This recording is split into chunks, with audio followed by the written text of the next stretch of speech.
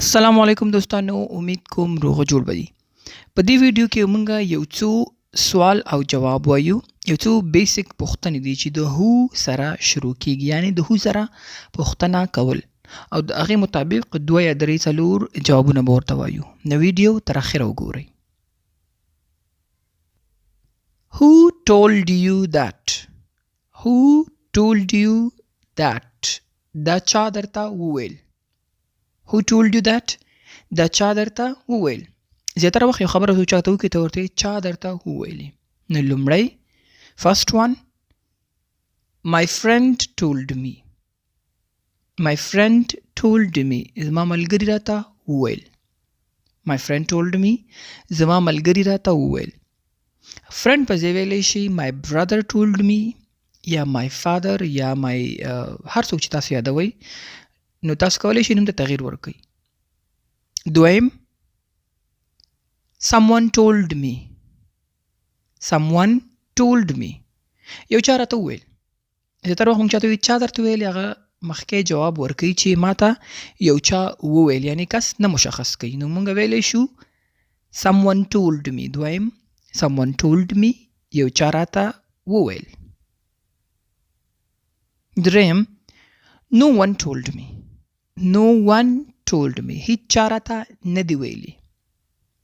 No one told me. هیڅ چا راته نه دی ویلي.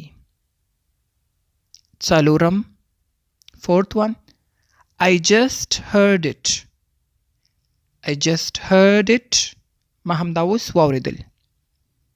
I just heard it. ما همدا اوس واورېدل، یعنی زه اوس خبر شوم. I just heard it یعنی زه همداسې خبر شوم، معنی دا ضروري نه چې همدا اوس.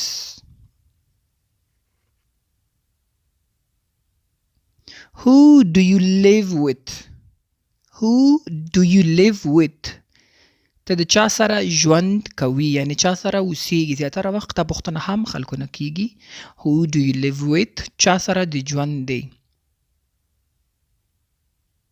لومړی I live with my parents. I live with my parents. زه مور او پلار سره ژوند کوم، یعنی زه مور او پلار سره اوسیږم. I live with my parents. زه خپل مور او پلار سره یعنی ژوند کوم، اوسیږم. او یا دویم داسې کیدای شي چې سړی ورته وایي I live alone. I live alone. زه ځان لا اوسیږم، ځان لا ژوند کوم، زه ځان ته ژوند کوم. Who was at the door?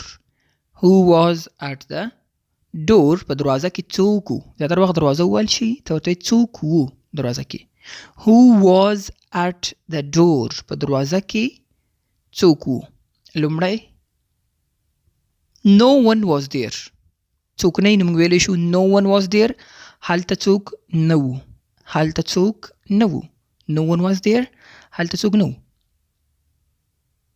دویم ویلی شو it was our neighbor. It was our neighbor یا he was our neighbor. زمونږ ګاونډي وو، زمونږ همسایه وو، زمونږ ګاونډي وو. او دریم a stranger was at the door. A stranger was at the door. یو اجنبي په دروازه کې وو. A stranger was at the door. یو اجنبي په دروازه کې وو، یعنی نابلده کس وو، اجنبي وو. Who are you waiting for? Who are you waiting for؟ ته د چا په تمه یې. Who are you waiting for؟ ته د چا په تمه یې، یا ویلې ساده الفاظو کې ویلی شو د چا انتظار کوي. لومړی I am waiting for someone. sorry دلته something لیکل شوی، دلته someone دی. I am waiting for someone. زه د یو چا په تمه یم. I am waiting for someone. زه د یو چا په تمه یم، زه د یو چا انتظار کوم. دویم I was waiting for you. I was waiting for you. زه ستا په تمه وم. I was waiting for you. زه ستا په تمه وم، یعنی ما ستا انتظار کولو. دریم I am waiting for bus. بس سټاپ کې ولاړې نو ته ویلی شي I am waiting for bus. زه د بس په تمه یم، زه د بس په انتظار یم. I am waiting for bus. Who is coming here? Who is coming here دلته څوک راځي. لومړی some guests are coming. Some guests are coming. یو څو ملمانه راځي. Some guests are coming. یو څو ملمانه راځي. دویم he is coming. He is coming هغه راځي. دریم everyone is coming. Everyone is coming ټول راځي. دا یو څو پوښتنې بیسیک پوښتنې د هو سره هو زیاتره وخت موږ هغه وخت استعمالو کله چې موږ غواړو د یو شخص باره کې معلومات وکړو. لکه مثال څوک په دروازه کې و څوک راځي چاته ولاړ یې نو هو موږ دې دپاره استعمالو.